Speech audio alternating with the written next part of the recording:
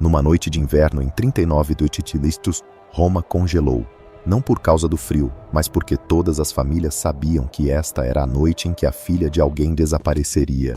Imagine ter 14 anos, já em seus trajes de dormir, pensando que o mundo fora da sua janela está calmo, quando de repente você ouve passos blindados ecoando pela sua rua. Você cresceu ouvindo que um chamado do imperador era um privilégio. Ninguém te avisou que poderia vir sem aviso prévio. Ninguém te avisou que os guardas cruzariam sua soleira como se sua casa já pertencesse a eles. E absolutamente ninguém te avisou porque eles carregavam uma lanterna coberta com um pano vermelho, uma lanterna que colocariam na frente da sua porta. Em alguns minutos, você ouvirá sua mãe sussurrar seu nome como se dizer "lo alto demais" pudesse irritar os deuses. Em alguns minutos, seu pai forçará um sorriso que ele não consegue sustentar. E em alguns minutos, você descobrirá a verdade que toda família nobre teme. O Palatino não convoca filhas, ele as reivindica. E se você acha que o pesadelo de Flávia começa aqui, você está errado. O que a espera dentro do palácio faz este momento parecer misericordioso. Isso não é boato. Esta foi a noite em que o Jardim de Vênus abriu. Um ritual tão aterrorizante que Roma enterrou todos os vestígios dele. Se os horrores ocultos do passado te fascinam, inscreva-se no Grim History, aperte o botão de curtir. E assim que chegar ao momento que mais te perturbar, diga-me de onde você está assistindo. Vamos começar. E a garota que descobrirá a verdade primeiro é Flávia. Lembre-se de Flávia, porque tudo o que você está prestes a aprender forjou o homem que em breve decidirá o destino dela. Para entender como um ser humano pode apodrecer por dentro e emergir como uma criatura capaz de consumir um império inteiro, você deve voltar ao início, voltar à linhagem que o gerou e às sombras que o moldaram muito antes de Roma aprender a temer seu nome. Calígula não se materializou da loucura. Ele nasceu na glória, filho de Germânico, o general dourado de Roma, o homem cuja simples presença podia acalmar uma legião e incendiar uma cidade. O menino deveria ter herdado honra, força, nobreza. Em vez disso, algo muito mais corrosivo infiltrou-se nele. Sua infância não se desenrolou em jardins ou salas de tutores. Desenrolou-se na borda bruta do império, em acampamentos militares encharcados de suor, ferro e o hálito metálico da guerra. Ele aprendeu a andar entre fileiras de legionários endurecidos, o chão vibrando com o baque das sandálias de taxas. Os soldados adoravam a visão do filho de seu comandante em armadura em miniatura e o chamavam de Calígula, Botinha, um apelido dado com carinho, mas que logo se apegaria a um legado muito mais sombrio. Mas mesmo naquela época, algo dentro dele se curvou. Aquele mundo de fronteira ensinou-lhe sua primeira regra. O poder não é herdado, é tomado. E uma vez que você o toma, não pede perdão por como o usa. Foi a primeira rachadura na alma da criança, e as rachaduras estavam prestes a se aprofundar. O golpe devastador veio com a morte misteriosa de Germânico. Da noite para o dia, a criança amada tornou-se um alvo. Ele assistiu impotente enquanto sua mãe e irmãos eram exilados, presos e executados um por um. Nenhum exército inimigo, nenhuma tribo bárbara, apenas a vontade fria do imperador Tibério. E então veio Capri, a ilha onde Roma imaginava que Tibério se aposentava em paz, mas onde algo monstruoso pululava atrás das portas do palácio, e as lições distorcidas que Calígula aprendeu lá. Flávia pagará por elas de maneiras que ela ainda não consegue imaginar. Calígula, pouco mais que um menino, foi forçado a viver ao lado do homem que aniquilara sua família. Capri não era um refúgio. Era um caixão dourado selado com paranoia. Por 6 anos sufocantes, ele sobreviveu sob o olhar de um imperador que não confiava em ninguém e matava por capricho. Lá, Calígula aprendeu uma nova regra, uma muito mais sombria que a primeira. Para viver, você deve sorrir para o homem que deseja destruir. Ele escondeu cada lágrima, engoliu cada tremor de raiva e curvou-se ao assassino de seu sangue. E enquanto permanecia externamente obediente, as fraturas em sua mente se alargavam, alargando-se até que algo frio e ressentido escapou.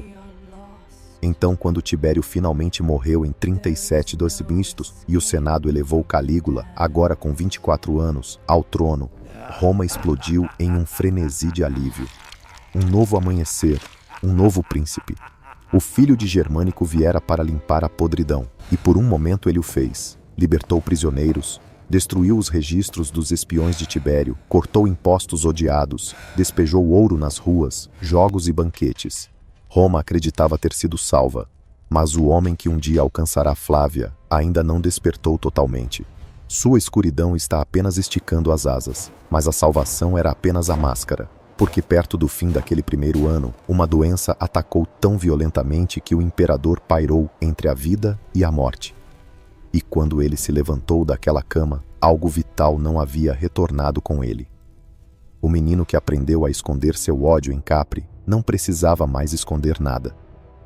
De pé no topo do Monte Palatino, olhando para uma cidade que o adorava, Calígula finalmente compreendeu uma terrível verdade. No auge do poder absoluto, não restam deuses acima de você, apenas vítimas abaixo, os aplausos das massas, o silêncio trêmulo do Senado. Estes não o humilharam. Sua sanidade descamou como pele morta, e por baixo dela emergiu a criatura que Capri havia esculpido. A generosidade transformou-se em mania, a justiça coalhou em crueldade, e dentro da escuridão de seus pensamentos, uma ideia começou a endurecer.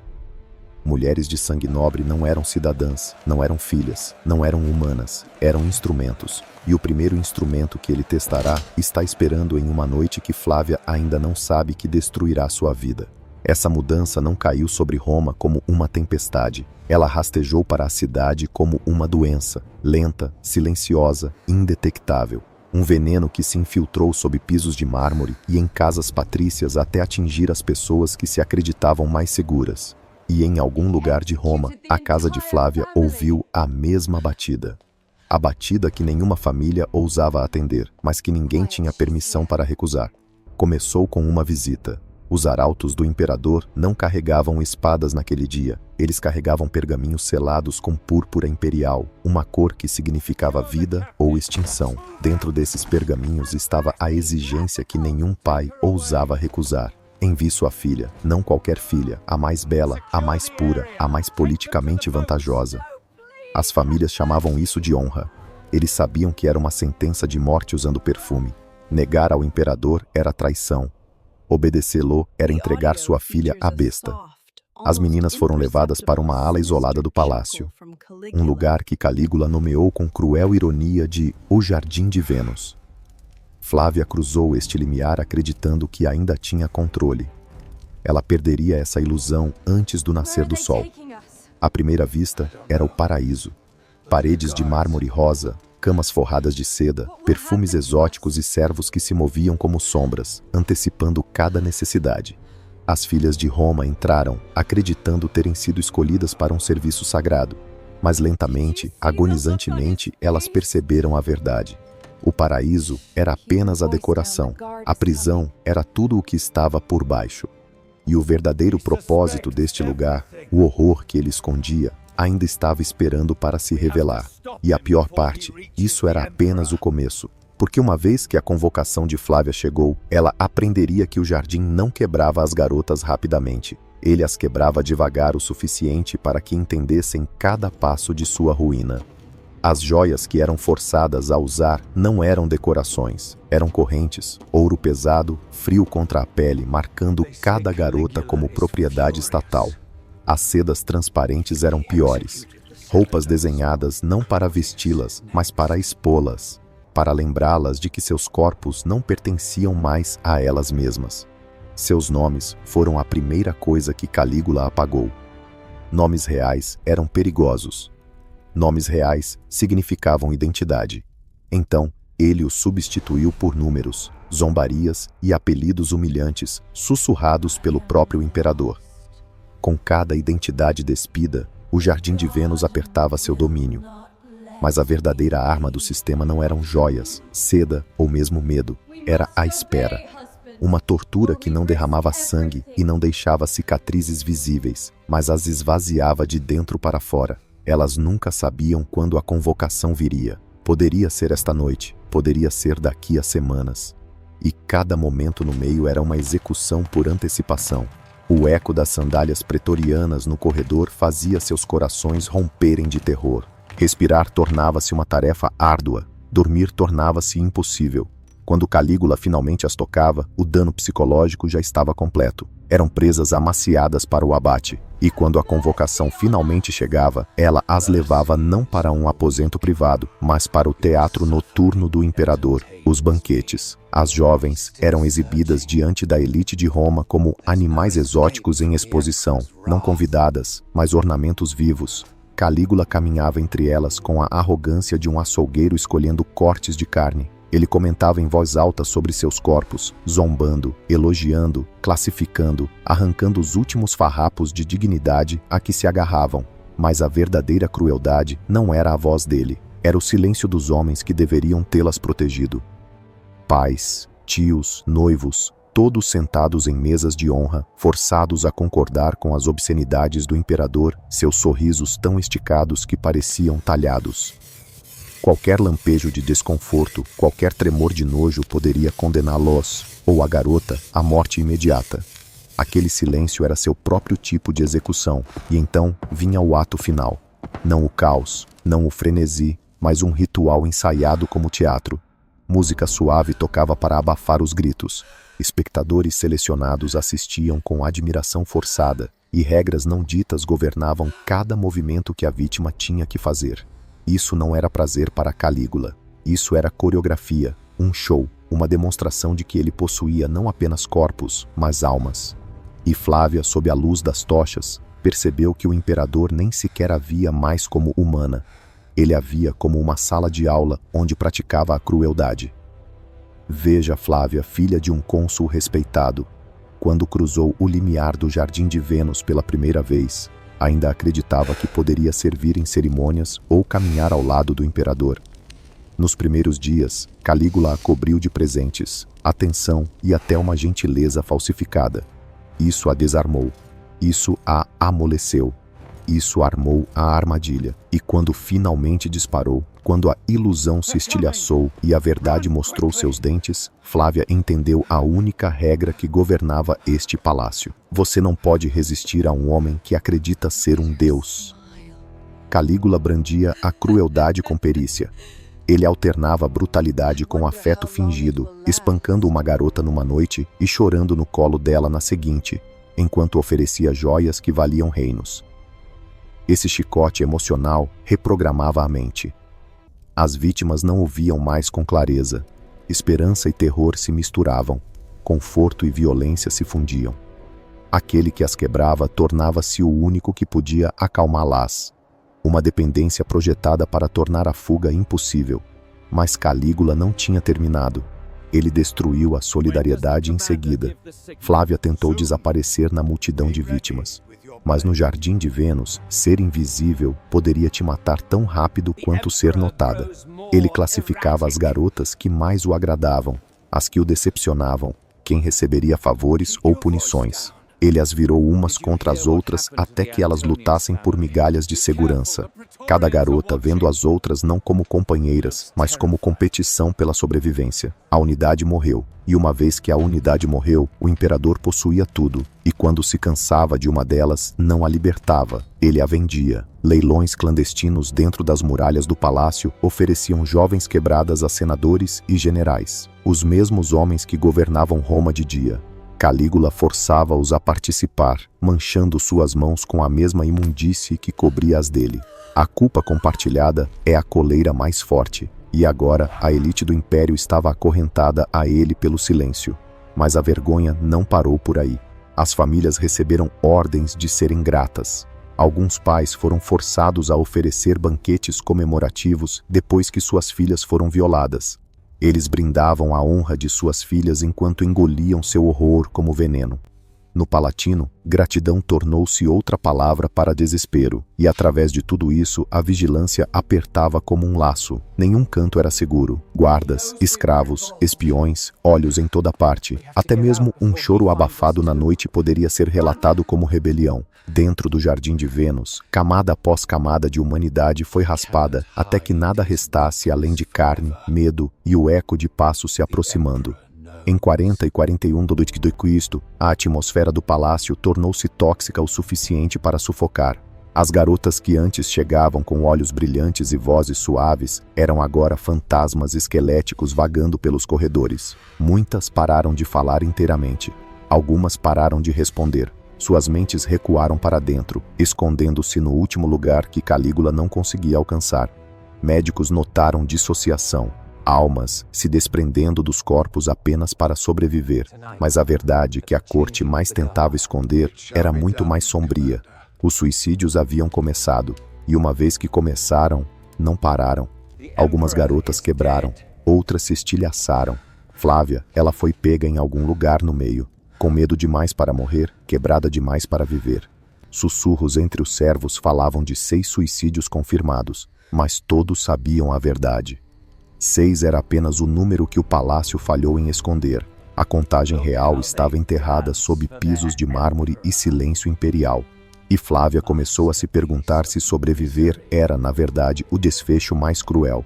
A morte, antes a coisa que mais temiam, tornou-se o único horizonte que oferecia alívio.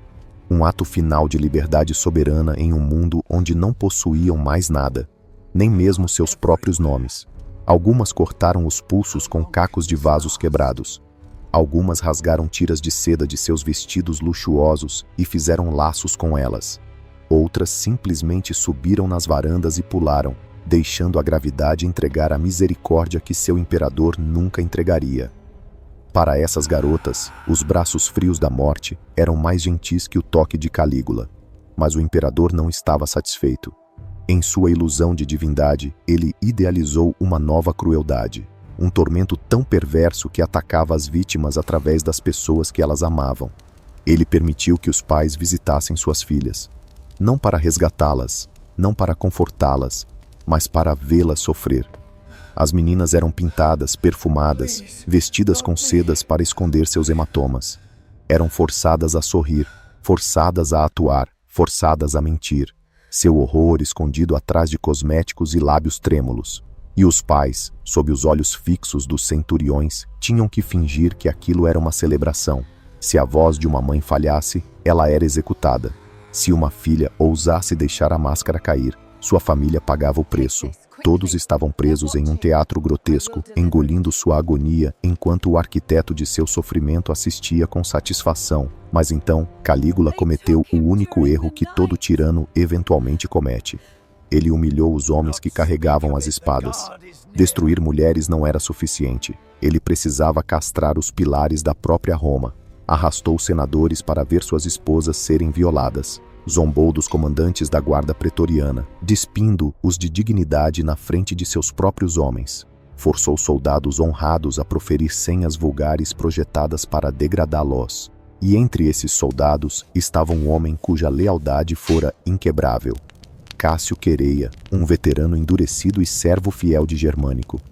A zombaria de Calígula com ele era implacável. O imperador se achava intocável. Acreditava que nenhuma lâmina ousaria se levantar contra ele. Ele estava errado.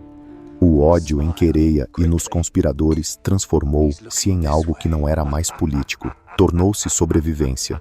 Calígula, outrora uma ferramenta útil, tornara-se um tumor maligno devorando o Estado romano. E em 24 de janeiro de 41 d.C., a tensão finalmente explodiu. Durante os Jogos Palatinos, Calígula saiu por um corredor subterrâneo privado, o criptopórtico, para tomar banho. Ele entrou na passagem de pedra escura, acreditando-se imortal. Ele não sairia de lá vivo. Quereia e os conspiradores bloquearam seu caminho. Não houve discurso, nem julgamento, nem aviso, apenas aço. O primeiro golpe, uma lâmina no pescoço, estilhaçou sua laringe, silenciando o homem que exigira ser adorado como um deus. Seus gritos sufocaram em uma inundação de seu próprio sangue. Então veio o frenesi. Mais de 30 facadas o rasgaram. O autoproclamado Júpiter de Roma caiu no chão, contorcendo-se, implorando, morrendo como o mortal aterrorizado que verdadeiramente era. Sua vida terminou numa poça de sangue, a humilhação gravada em seu rosto contorcido. Mas o pesadelo não havia acabado. A apenas alguns metros de distância, seladas dentro do Jardim de Vênus, as jovens ouviram o caos, os gritos, o metal colidindo, o trovão de pés correndo. Elas se encolheram nos cantos, tremendo, incapazes de entender se aquilo era salvação ou outra forma de perdição.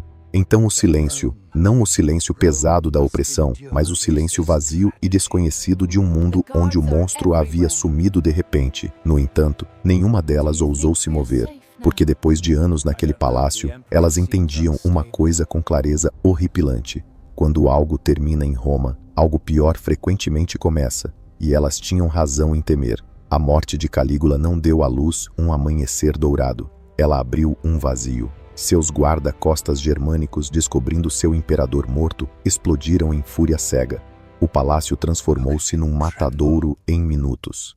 Eles cortaram servos, oficiais, qualquer um azarado o suficiente para cruzar seu caminho. Para as jovens, o Jardim de Vênus tornou-se uma armadilha mortal. Algumas fugiram descalças por corredores cheios de vidro quebrado e corpos. Outras, paralisadas por anos de condicionamento, barricaram-se em seus aposentos, agarrando-se umas às outras no escuro, esperando para ver se a próxima mão na porta as mataria ou as libertaria. Horas depois, quando a névoa de sangue finalmente se dissipou, uma figura improvável emergiu do esconderijo. Cláudio, o tio trêmulo de Calígula, arrastado de trás de uma cortina e empurrado para o trono imperial. Cláudio, sempre um sobrevivente, enfrentou uma verdade impossível.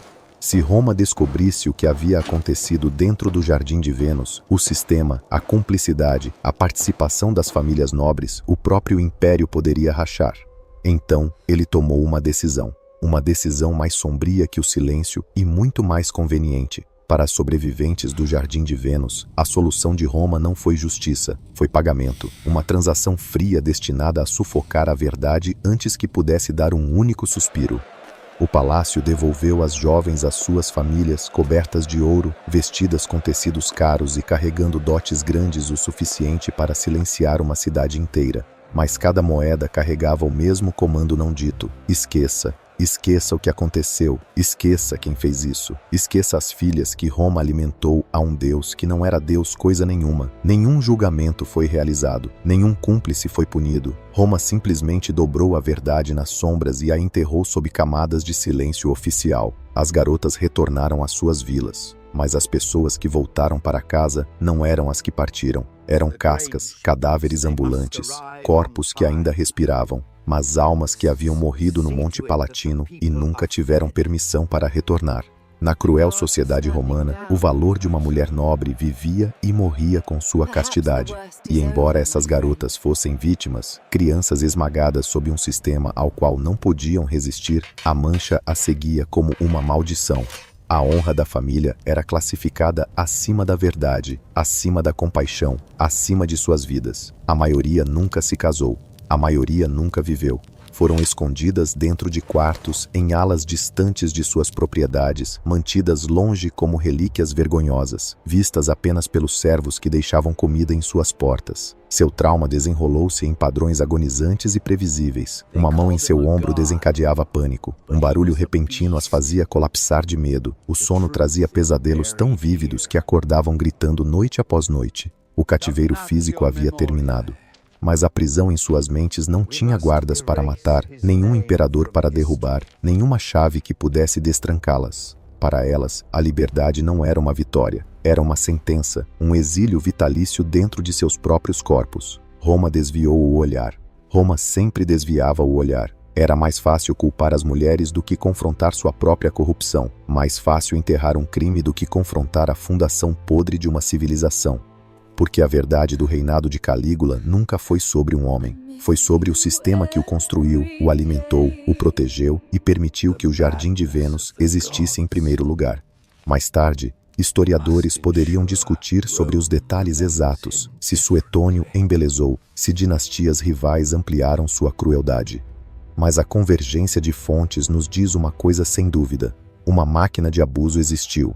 Uma máquina construída para satisfazer os impulsos mais sombrios de um homem. E Roma permitiu que operasse em silêncio. Isso não foi um horror isolado. Foi uma falha na própria arquitetura do império. Roma concentrou seu poder legislativo, judicial, militar e até divino nas mãos de um único homem. Sem freios, sem limites, sem escapatória se o homem errado subisse ao trono. Calígula provou quão fina é verdadeiramente a linha entre civilização e selvageria, entre ordem e caos, entre governante e monstro. E essa linha foi traçada não no mármore, mas nos corpos das garotas sem nome que pereceram no Jardim de Vênus. Roma construiu maravilhas que sobreviveram milênios, arenas, aquedutos, códigos de leis, mas falhou no dever mais simples de qualquer sociedade, proteger seus mais vulneráveis dos predadores no topo. A história dessas mulheres não é apenas uma tragédia histórica, é um aviso que ecoa através do tempo. Uma nação pode alcançar o cume do poder, mas se sacrificar a dignidade humana no processo, seu legado será escrito não em glória, mas em vergonha. A história é frequentemente moldada pelos vencedores, mas as sombras têm um jeito de sobreviver. Os nomes apagados, as cartas não enviadas, as lágrimas secas em travesseiros de seda. Elas permanecem nas margens que Roma tentou queimar, e agora pertencem a nós. Nós, séculos depois, devemos decidir se olhamos para essas sombras ou as repetimos, porque o mal nem sempre se anuncia com espadas e fogo. Às vezes, o mal usa uma coroa. Às vezes o mal se esconde atrás do silêncio, e às vezes o mal prospera simplesmente porque muitas pessoas escolhem não se indignar. Se essa história te perturbou, deixe que perturbe. Se te irritou, deixe que irrite. E se te fez pensar sobre o custo do poder desenfreado, então as vozes que Roma tentou apagar finalmente foram ouvidas.